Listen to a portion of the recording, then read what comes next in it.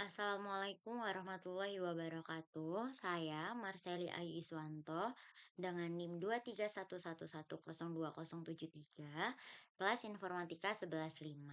Pada kesempatan kali ini, saya akan mempresentasikan infografis yang sudah saya buat, yaitu tentang manajemen proyek TIK. Nah, melalui materi ini nanti kita itu akan membahas tentang yang pertama pengertian manajemen proyek TIK, terus kita bakal bahas karakteristik proyek, perbedaan dengan operasional itu apa aja. Nanti ada jenis organisasi proyek TIK juga, proses manajemen proyek, sertifikasi yang bisa diambil, serta tools-tools yang biasa digunakan dalam manajemen proyek TIK. Gitu.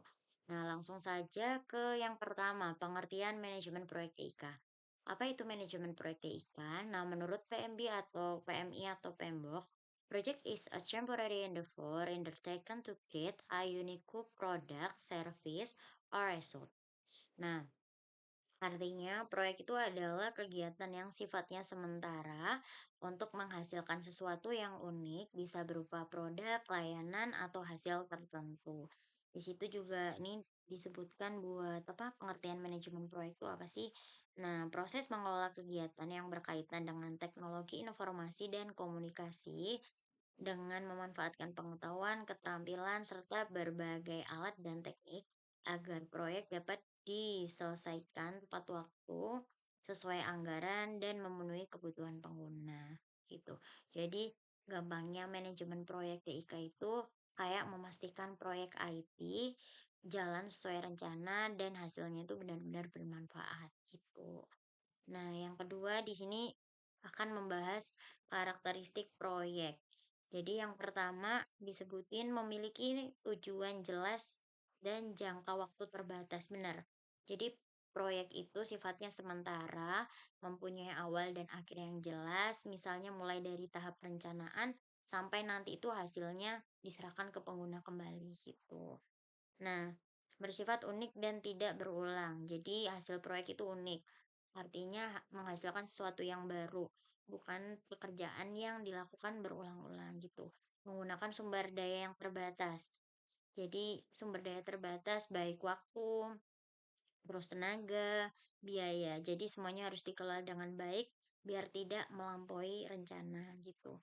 Terus ada mengandung resiko dan ketidakpastian.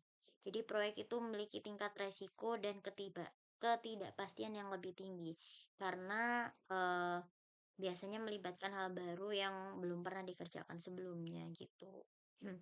Terus bedanya apa sih dengan operasional?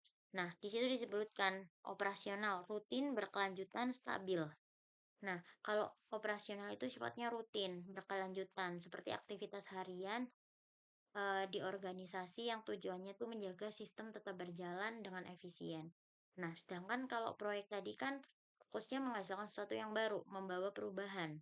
Sedangkan kalau operasional lebih fokus untuk mempertahankan stabilitas dan memastikan proses berjalan lancar setiap hari gitu. Jadi singkatnya kalau proyek itu membuat hal yang baru, sedangkan kalau operasional itu menjaga agar hal yang sudah ada itu tetap berjalan gitu. Nah, terus selanjutnya di sini bahas jenis organisasi proyek TIK ada apa aja. Di situ ada tiga ya, sebentar. Mau saya scroll dulu. Nah, sudah.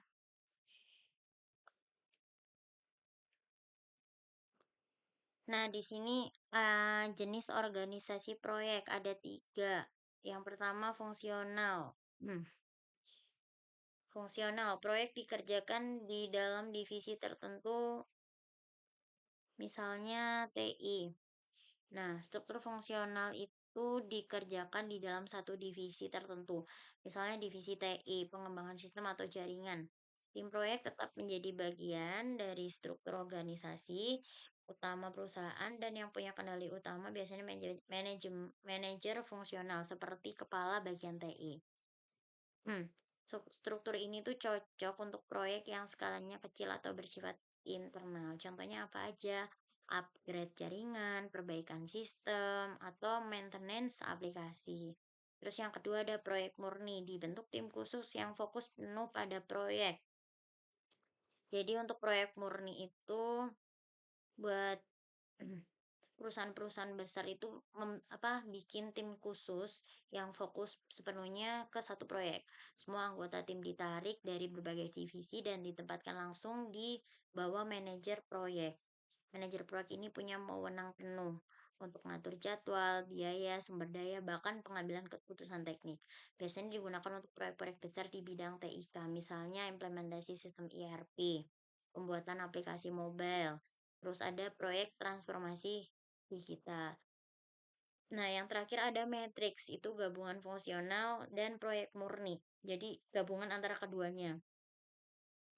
Struktur ini tuh kombinasi antara fungsional dan proyek murni, artinya anggota tim tetap berasal dari berbagai divisi, tapi juga punya tanggung jawab dalam proyek tertentu. Struktur ini ada tiga tipe. Yang pertama ada matriks lemah, di mana kendali lebih banyak dipegang manajer fungsional. Terus yang kedua ada matriks seimbang, tanggung jawab dibagi antara manajer fungsional dan manajer proyek. Terus yang ketiga ada matriks kuat, di mana manajer proyek lebih dominan. Struktur ini paling sering dipakai di perusahaan besar yang punya banyak proyek TIK berjalan sekaligus karena lebih fleksibel dan efisien dalam penggunaan sumber dayanya gitu. Nah, selanjutnya ini ada proses manajemen proyek. Ada 5 apa aja? Ada inisiasi, perencanaan, eksekusi, monitoring, dan penutupan. Bakal aku jelasin satu-satu nih. Nah, yang pertama ada inisiasi, mulai dari pengertian dulu. Inisiasi itu apa? Inisiasi adalah tahap awal proyek yang berfokus pada penentuan alasan mengapa proyek tersebut dilakukan. Pada tahap ini ditetapkan tujuan umum, ruang lingkup awal, pemangku kepentingan, serta dibuat dokumen resmi seperti project charter untuk mengesahkan dimulainya proyek. Nah, kegiatan yang masuk ke dalam inisiasi itu apa aja sih? Yang pertama ada mengidentifikasi stakeholder atau pembuatan project charter dan pembuatan project charter, sorry. Jadi ada dua, ada mengidentifikasi stakeholder, yang kedua ada pembuatan project charter. Jadi stakeholder itu perlu diidentifikasikan sejak awal agar jelas siapa yang terlibat.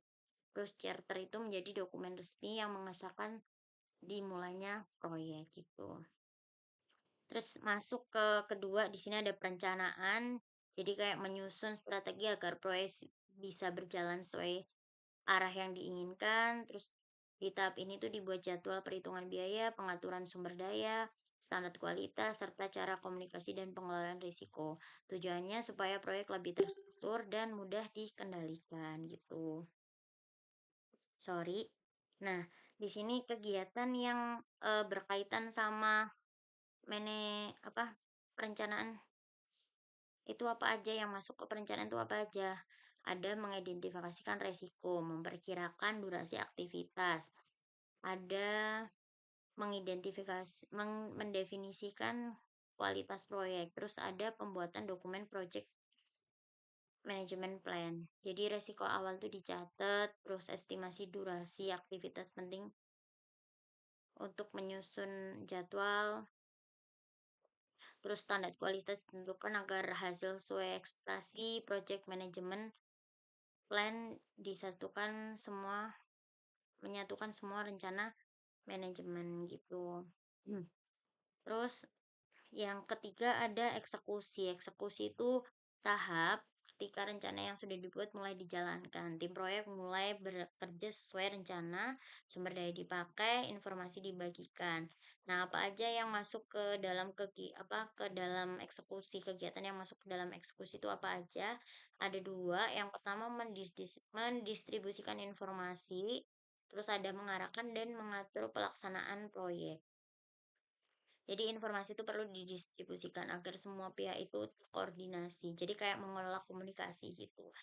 Terus yang kedua, manajer proyek mengarahkan kerjaan sesuai rencana gitu. Selanjutnya ada monitoring. Monitoring tuh tahap ini tuh dilakukan bersamaan dengan eksekusi. Fungsinya untuk mengawasi jalannya proyek, memastikan pekerjaan sesuai rencana, jadwal, dan anggaran. Jika ada penyimpangan, segera dilakukan perbaikan agar proyek tetap sesuai dengan target. Apa aja kegiatan yang masuk ke dalam monitoring? Yang pertama ada kontrol ruang lingkup. Yang kedua ada memonitor dan mengontrol pekerjaan proyek. Yang ketiga ada mengontrol jadwal. Jadi perlu dipastikan pekerjaan itu sesuai dengan batas lingkup yang telah disepakati. Terus ini memastikan pelaksanaan proyek sesuai rencana, mendeteksi penyimpangan agar segera dapat dikoreksi. Terus ada mengecek kemajuan waktu proyek dibandingkan dengan rencana serta melakukan penyesuaian bila ada keterlambatan. Yang terakhir ada penutupan.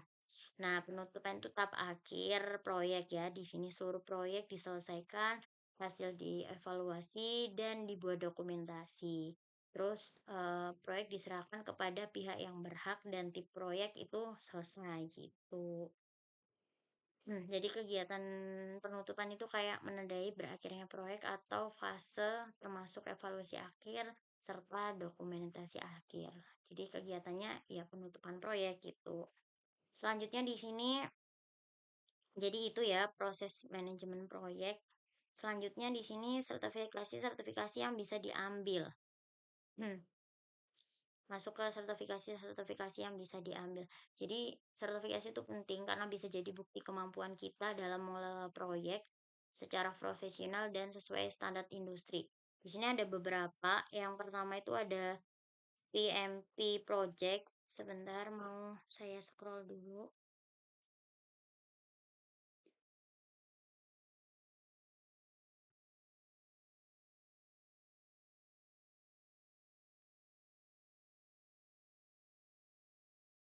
Maaf, sertifikasi-sertifikasi yang bisa diambil. Nah, di sini ada 5. Yang pertama ada PMP Project Management Profesional dari PMI. Itu sertifikasi yang paling dikenal secara global dan biasanya diambil oleh profesional yang sudah berpengalaman dalam mengelola proyek. Terus ada CAPM, Certificate Associate in Project Management. Nah, itu biasanya diambil buat pemula atau yang yang baru mulai belajar manajemen proyek. Itu sertifikasinya juga dari PMI, tapi ini ya, wah cocok buat pemula. Jadi buat mahasiswa-mahasiswa bisa pakai ini CAPM ini. Nah, terus ada yang namanya Prince2. Yang ketiga ada Prince2. Metode manajemen proyek yang punya struktur peran dan tahapan kerja yang jelas biasanya dipakai organisasi besar, terutama di Eropa, karena fokusnya ke dokumentasi dan kontrol proyek. Kemudian ada Scrum atau Agile Certification. Cocok banget buat proyek di dunia Soviet atau startup. Metode Agile ini lebih fleksibel, cepat, dan sering digunakan dalam pengembangan aplikasi atau sistem TI.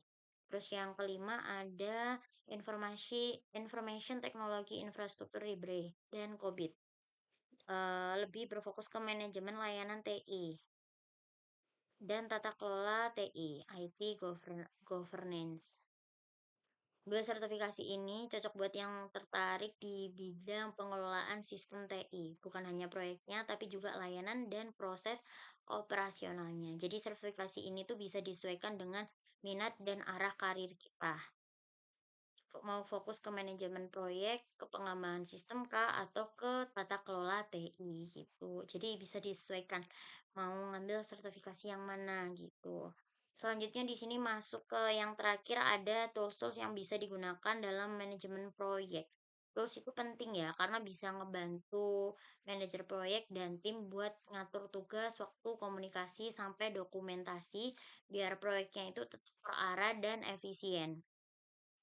Yang di sini ada 6. Yang pertama ada Microsoft Project. Itu tool profesional dari Microsoft yang bisa dipakai buat bikin jadwal dan Gantt chart gitu. Jadi aplikasi ini tuh bisa ini, kita bisa lihat kapan setiap tugas mulai dan selesai, siapa yang ngerjain, terus bagaimana ketergantungan antara tugasnya gitu. Cocok buat ini perusahaan besar yang punya proyek kompleks. Terus ada juga Trello.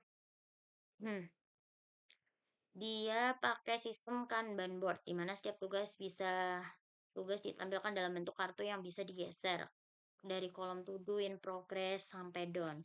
Cocok banget buat tim kecil atau startup karena mudah digunakan dan bisa kolaborasi langsung. Soalnya ada Asana, ini lebih fokus ke task management dan progress tracking. Di Asana, setiap tugas bisa dikasih deadline, deskripsi, dan siapa yang bertanggung jawab. Jadi semua anggota tim itu tahu harus apa yang harus dikerjakan dan kapan harus selesai gitu. Berikutnya ada Jira. Nah, Jira ini bisa dipakai untuk proyek pengembangan software, terutama yang pakai metode Agile atau Scrum. Dengan Jira, tim bisa bikin sprint, ngelacak bug, dan memantau backlog. Jadi, semua proses pengembangan bisa lebih terstruktur dan transparan. Selanjutnya ada Notion atau ClickUp. Rencana dan dokumentasi. Dua tools ini multifungsi banget, bisa dipakai untuk bikin rencana proyek, dokumentasi tim, catatan rapat, bahkan dashboard progress. Keunggulannya ada fleksibilitas, jadi bisa disesuaikan dengan gaya kerja tim masing-masing, gitu. Terus ada yang terakhir ada Slack sama Microsoft Team. Nah, itu cocok ini ya, apa? Bisa bisa ini bisa dijadiin komunikasi tim. Integrasi dengan tools lain kayak bisa juga apa diintegrasi sama tools lain sama Trello sama atau Asana gitu. Biar semua komunikasi itu biar semua komunikasi dan update proyek itu tetap terpusat gitu. Jadi kayak nggak perlu lagi spam email, cukup chat langsung ke di channel tim gitu. Jadi kayak apa jadi satu gitu. Intinya semua tools ini punya fungsi yang saling melengkapi, mulai dari perencanaan, pelaksanaan, dan komunikasi tim. Semuanya mendukung agar proyek TIK bisa selesai lebih efektif dan tepat waktu gitu. Nah, udah masuk ke materi yang akhir ya. Sekian presentasi dari saya. Mohon maaf atas kurangnya. Wassalamualaikum warahmatullahi wabarakatuh. Terima kasih.